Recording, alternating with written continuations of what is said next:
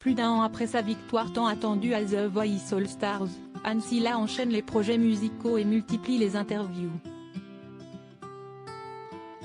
Un mois tout juste après la parution de son nouvel album baptisé Madeleine, la jeune chanteuse renoue avec le succès et se dit plus épanouie que jamais. Il faut dire qu'en 2015, elle avait très mal vécu sa défaite au célèbre télécrochet. Pour elle, son triomphe en 2021 fut comme une renaissance. Interrogée par le magazine Closer, elle cesse de confier sans filtre sur son travail mais aussi, et surtout, son couple dont elle ne parle presque jamais. Il y a quelques années, Anne Silla révélait avoir été poignardée par son ex-compagnon. Très discrète depuis, la jeune femme de 32 ans prenait soin de garder le secret sur sa vie privée. Mais ce jeudi 22 décembre 2022, l'artiste a révélé être à nouveau en couple. Je savoure les joies simples de la vie de couple. Ce quotidien est loin de mon idéal romantique, mais je le trouve magnifique, a-t-elle assuré auprès de nos confrères de Closer.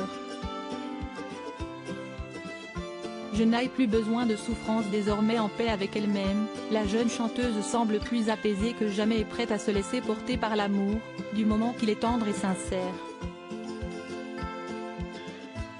Je n'ai plus besoin de souffrance pour prendre conscience de la valeur de ces moments et de ma chance. J'assume d'être la comique de service et j'accepte la peine quand elle revient, a-t-elle ajouté avec la tendresse qu'on lui connaît bien. Et quid de son avenir? La jolie brune a une idée bien précise.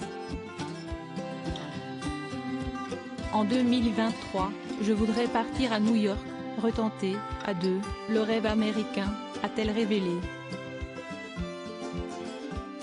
Si Anne Silla est aujourd'hui si bien dans sa tête et dans son corps, si est-il aussi grâce à ses passages dans l'émission The Voice.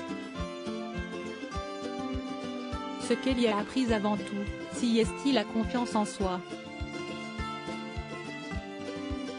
Affronter son meilleur ennemi, si est-il à dire elle-même, l'a aidé bien au-delà de ses aspirations professionnelles. Les règles d'un télécrochet imposent mise en concurrence et capacité d'abstraction. Dépasser la peur de l'autre, de l'erreur, de l'échec, si est-il finalement combattre mon meilleur ennemi, moi-même, a-t-elle déclaré pour conclure. Une belle leçon de vie.